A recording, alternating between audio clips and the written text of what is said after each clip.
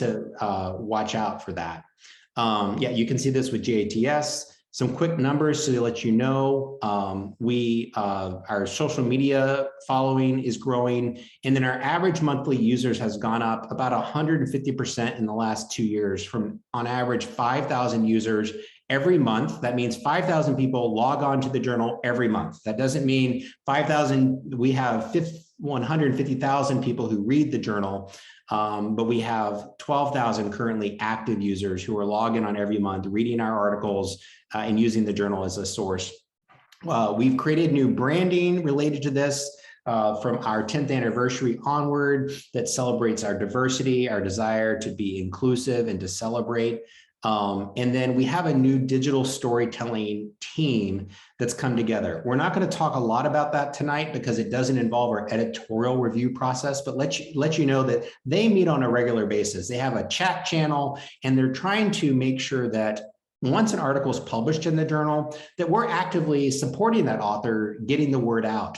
And we're going to be engaging all of our readers in what are called critical conversations. This is the conversation part. In other words, there's a lot of readers that may not read the journal, but we can reach through other forms of media, and that's what they'll do. And there's also conversations to be had between people that are in the field, people that are working in international offices, and researchers who are researching international students. And so it's having conversations with that.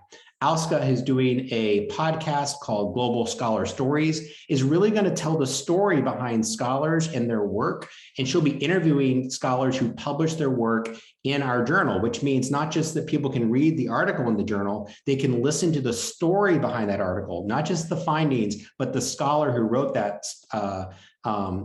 article, so they can mentor future generations of scholars. This is a form of mentoring, the way she sees it, to younger generations of scholars, to hear the behind the scenes thinking of why this scholar wrote this article.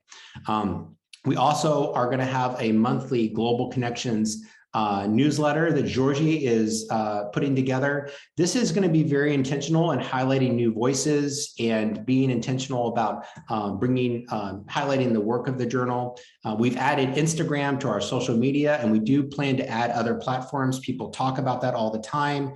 We're using Hootsuite, which is a new platform that will allow us to have more channels going eventually. So certainly if you have some priority channels, let our team know. And then once a quarter, we're going to have conversations that are about articles that are published in the journal that are about critical issues or controversial issues that bring researchers and practitioners together to learn from each other, to talk about the ethical dilemmas that we find ourselves often facing in international education.